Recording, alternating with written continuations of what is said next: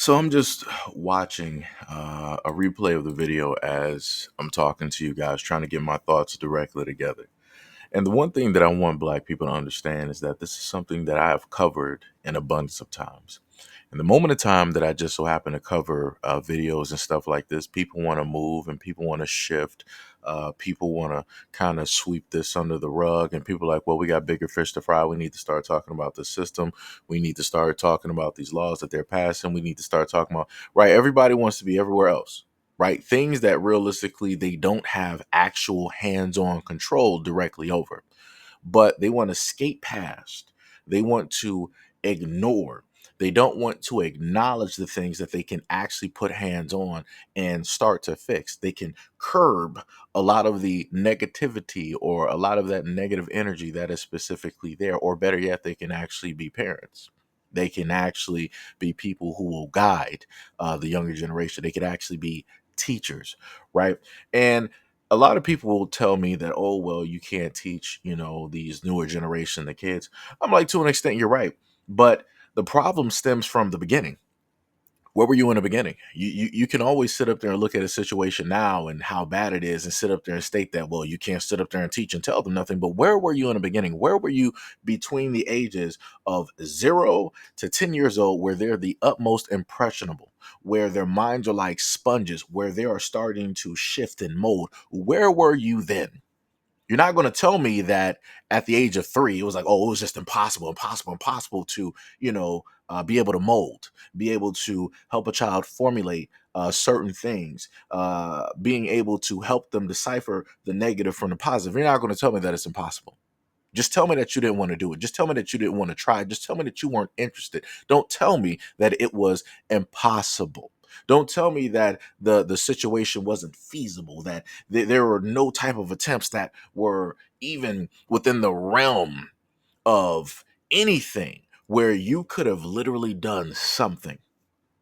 Again, like I said before, it's a beautiful thing what I can always see throughout the years. People writing the exact same things like, oh, this generation this generation that, this generation is everything negative and yada, yada, yada. But yet, where were you again in the beginning? Nowhere. That's where. That's why you have all these great excuses. This is why you can sit up there and state this, that, and the third. This is why you can look at the now versus the before, because you didn't care about the before because, again, you didn't know any of these kids, quote unquote, existed, correct? Or better yet, let me put into other words, you didn't actually care that these kids existed. Let me put this to a deeper extent for those in the Black community that always wants to shift and move around. You don't care about the kids in your family, because this is what I'm looking at. Those young men that came in there, about what, 3, 4, whatever of them, came into a Black establishment, a Black owned, a Black run business. They saw clothes that they know that they could have either worked for, saved up money for, or done something positive, done something legitimate, and they could have actually got those clothes. They opted to do the other, which is to go in there, act like they were going to buy something, and then steal from a Black owned store. And let me take it a step further. This is the reason why we don't have a lot of Black owned businesses in the Black community, because a lot of Black people don't want to deal with this. A lot of Black people would rather put their businesses in a whole different area, dealing with a whole nother situation that we know is going to more than likely happen, versus dealing with this. You have to think about that to an extent. Which would a Black business owner want to deal with? Would they rather deal with their own people coming in to rob them, to steal from them, and take their life? Or would they rather deal with a whole nother situation from a whole nother group of people? They're going to sit up there and take option B. Because let me just put it into another perspective. These were young Black males, right? If I'm going to go by the generations, if I'm going to go by the music, if I'm going to go by how it is that the younger generation tends to carry themselves, they tend to carry a lot of things on them.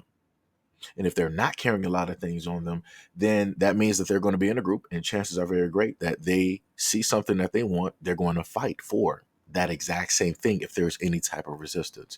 And 9 times out of 10, when that instance occurs, somebody's life is going to be changed forever.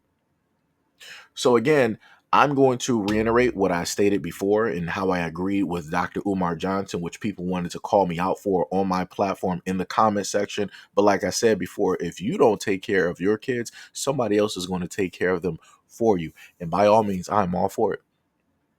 If somebody decided in this situation that these kids were potentially maybe armed, or they thought that's what it was, it's going to be what it's going to be. Why? Why? Because they came into an establishment which is not theirs and decided to steal. Why would they steal? Because their parents, because the adults, I'm sorry, in the community do not care about any of these kids. A lot of adults decide to see these little kids and they walk right by them. And then because they ignored them, they walk right by them. They didn't want to be an integral part. They didn't even want to just be a measure of goodness. Just by some small example. They didn't want to even do that. Now they want to look at the future and be like, man, I don't know what's happening with these kids. This is all bad. Like, where is this and where is that? Where is that? Where were you? Because I've had a lot of people over the years sit up there and tell me that, yo, Seji, we're not a monolith. We're not this. We're not that. And I'm like, you know what? You're correct. We are all individuals. But as individuals, guess what? We're going to sit up there and have to deal all with this problem. No matter how much you want to sit up there and run from this problem, it's going to resurface. It's going to happen. It doesn't matter where you go on this planet. This problem will always come right back up in some type of way, shape, or form. So you will be made to deal with it. It doesn't matter if it's going to be you. It don't matter if it's your significant other. It don't matter if it's your kids. If it's somebody else in the family, somebody around you is going to have to deal with this problem that you didn't want to sit up there and face, that you didn't want to deal with, that you kept saying all along, oh, I'm an individual, I'm an individual. Yeah, yeah, yeah. Yeah. You're right. You're an individual. And on individual time, you're going to have to deal with this community problem. You're going to have to deal with this community problem because I promise you, at a point in time, directly in your family's life, they had to deal with somebody else's child. Going out there, being reckless, wanting to steal a car, commit a break and entry, and mugging, whatever you want to sit up there and call, or even to the furthest extent, a loss of life. But yet, even then, you still didn't care. And you knew how it is that you could potentially curb this problem by being there, or at least trying to be there from the start. But yet you still didn't want to do it because what is the main thing? Black people always like sitting up there telling me, "Oh, it's not my problem. It's not my situation. Why should I have to sit up there and deal with it? I'm not a leader. I'm not this. I'm not that." To an extent, everybody is a leader. Just like to the little kids in your family, you are a leader. You are a parent. They do look up to you. They do pay attention to all of your actions, regardless on if you know it or not, or if you want to acknowledge it or not. They are paying attention. They do listen and they do learn. And everything that they see you do, they're going to sit up there and carry that directly and specifically with them. But like I said before, knowing black people, a lot of black people like to sit up there and run from these situations, run from these occurrences, and they want to act like Sandra Bullock in Bird Box. They just don't see it. Boy, girl, girl, boy. Right? You just want to have a blindfold over your eyes. You want to be Stevie Wonder all over the place up until the problem hits your doorstep.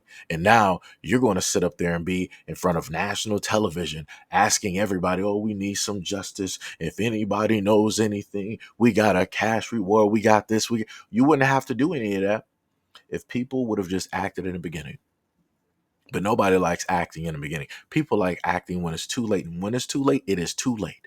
And there's nothing that you can sit up there and do about it. Now you got to sit up there and pay the piper. You got to sit there and deal with those consequences. As I've stated to the black community before, there's a lot of things that we can talk about, but there's also a lot of things that we need to sit up there and talk about. There's a lot of situations and problems that we need to stop running directly from. And we need to address those and we need to fix those problems. I've done a lot of live streams. I've done a lot of videos. I've also spoken about how I've tried to implement many things throughout my many walks of life of being a man and talking to younger guys directly out here throughout my different ages.